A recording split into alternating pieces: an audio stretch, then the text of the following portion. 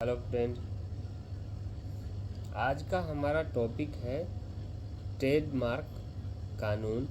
भारत के अंदर ट्रेडमार्क कानून क्या है। तो सबसे पहले तो हम ये समझ लें कि ट्रेडमार्क होता क्या है। ट्रेडमार्क ये होता है कि किसी प्रकार का कोई भी कंपनी, व्यवसाय, प्रोडक्ट जो कंज्यूमर यूज करता है उसके लिए उस प्रोडक्ट का मैन्युफैक्चरिंग करने वाला अपने कंपनी का जो प्रोडक्ट बनाता है उसका एक नाम मेंशन करता है और उसका रजिस्ट्रेशन ट्रेडमार्क में कराता है। या कोई व्यवसाय करता है तो वो अपने कंपनी का जो नाम रखता है उसका रजिस्ट्रेशन ट्रेडमार्क में कराता है। उस ट्रेडमार्क में डिस्क्रिप्शन दिया जाता है कि आपने उसमें क्या क्या काम करने हैं, उसके क्लासेस होते हैं, उस क्लास में उसकी रजिस्ट्रेशन होती है, तो वहाँ रजिस्ट्रेशन कराता है। वो रजिस्ट्रेशन कराने के बाद उसकी कोई कॉपी नहीं कर सकता, उस नाम से कोई प्रोडक्ट लॉन्च नहीं कर सकता। ये वर्ल्ड वाइड है। तो इसमें जो नकल करते हैं किसी की प्रोडक्ट की शुद्धता के खिलाफ नकल करके उस प्रोडक्ट को मार्केट में लाना, लोगों को भ्रमित करना, ये सब से रिलेटेड टॉपिक है ये हमारा आज का ट्रेडमार्क का। तो सबसे पहले तो हम आते हैं इस पे कि ट्रेडमार्क रजिस्ट्रेशन, ट्रेडमार्क कानून भारत में कब आया। तो ट्रेडमार्क कानून भारत में सबसे पहले 1940 में लाया गया। ट्रेडमार्क कानून की शुरुआत के बाद व्यापार और वाणिज्य, कॉमर्स उद्योग में वृद्धि के कारण ट्रेडमार्क की सुरक्षा में भारी वृद्धि देखी गई। फिर इसे 1958 में ट्रेडमार्क और मर्केंडाइज एक्ट लागू हुआ और मौजूदा ट्रेडमार्क कानून को बदल दिया। यह एक्ट के लागू होने के पहले मौजूद कानूनों के संबंध में अधिक कुशल और प्रभावी साबित हुआ। एक्ट ने ट्रेडमार्क को बेहतर सुरक्षा प्रदान की और ट्रेडमार्क के स्वामी को कुछ अधिकार प्रदान करने के लिए पंजीकृत ट्रेडमार्क के बारे में उल्लेख किया।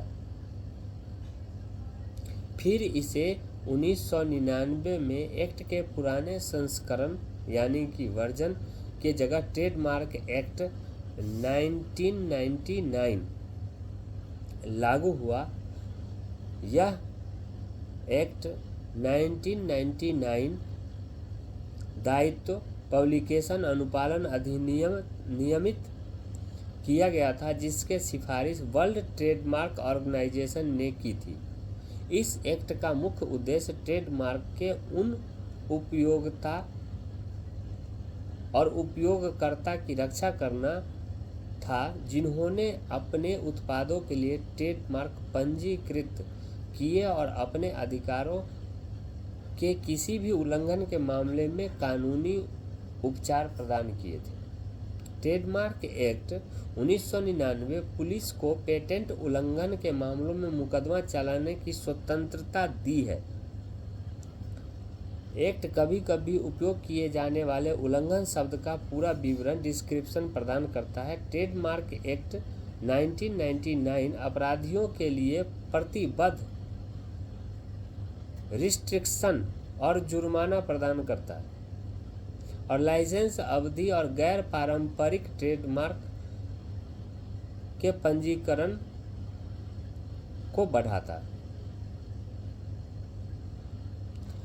हाँ, उल्लंघन शब्द जिसका उपयोग हम अक्सर ट्रेडमार्क के बातों में करते हैं।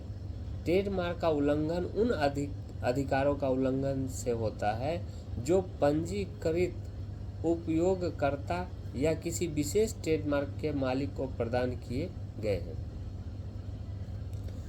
अब इसमें मैं आपको बताता हूँ कि एक ट्रेडमार्क उस व्यक्ति द्वारा उल्लंघन किए जाने का दावा करता है जो अधिकृत ऑथोराइज्ड उपयोगकर्ता नहीं होने के कारण ट्रेडमार्क के लाइसेंस प्राप्त मालिक को अनुमति के बिना पंजीकृत ट्रेडमार्क के समान भ्रामक रूप से समान प्रतीक का उपयोग होना। हालांकि यह याद रखना चाहिए कि भारतीय ट्रेडमार्क कानून का लाइसेंस प्राप्त मालिक के खिलाफ एक पूर्व उपयोगकर्ता से निहित वेस्टेड हितों की सुरक्षा रखता है और सामान्य कानून के सिद्धांतों पर स्थापित एस्टेब्लिश किया गया है। यानी कि ट्रेडमार्क लाइसेंस अगर आपने पंजीकृत लिया हुआ है किसी प्रोडक्ट, किसी व्यापार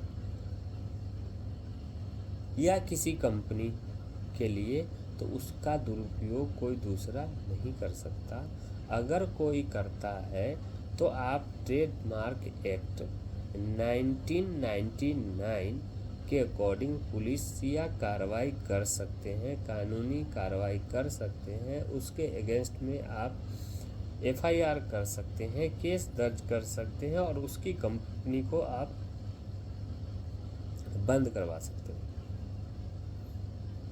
इसमें सजा का प्रावधान है, इसमें जुर्माना का प्रावधान है और कई पनिशमेंट है।